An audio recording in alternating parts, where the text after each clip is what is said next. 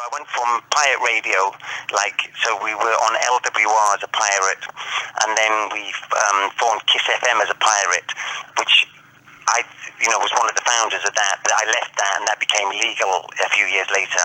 And then I went to join Capital Radio, Capital FM, and I was up there for 8 years, and we used to do shows live from New York with Marley Marl, and that's when Marley Marl was at BLS, really dominating it. And we, in this country, we did big shows with Big Daddy Kane and MC Shan and Roxanne Shante. So we did those type of shows, as well as you used to do shows with Tim Dog and Chub Rock. So we used to ultramagnetic MCs.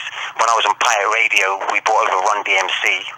So we was having a real strong time over there, and then we joined.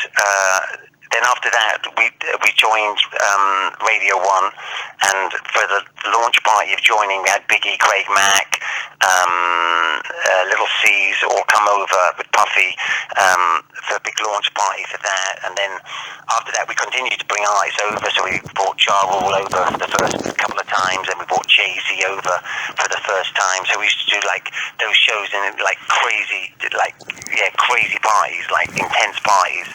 And then, and then I was up at Radio 1 for 19 years, and that was powerful. I mean, when I was in London, in Capital is a London station, and that was really powerful in London. I used to really dominate London. But when we were up in the, doing the national show, that really, dominated for 19 years. And it was in the era when, things like, world premieres and exclusives really counted.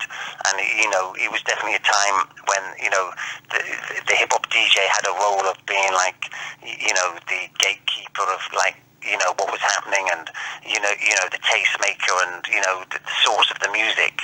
And I used to have the crazy hookups for getting all the exclusives. So we had records years in advance, man, and be playing them for years, and through that we had good relationships with the artists. So we had those early Eminem records for for months and months, and Public Enemy for months and months, and we used to just blaze it, man.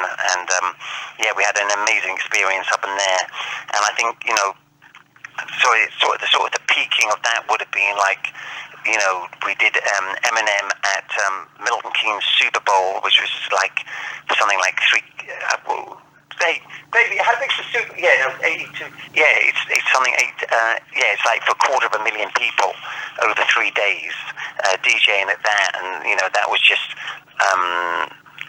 crazy. If you can imagine 80,000 people a night at the Super Bowl, Milton Keynes Super Bowl. And then off the back of that, we also did the UK version of Pimp My Ride, which was hot as well for a long while. So yeah, man, it was definitely a blessed period of time, man.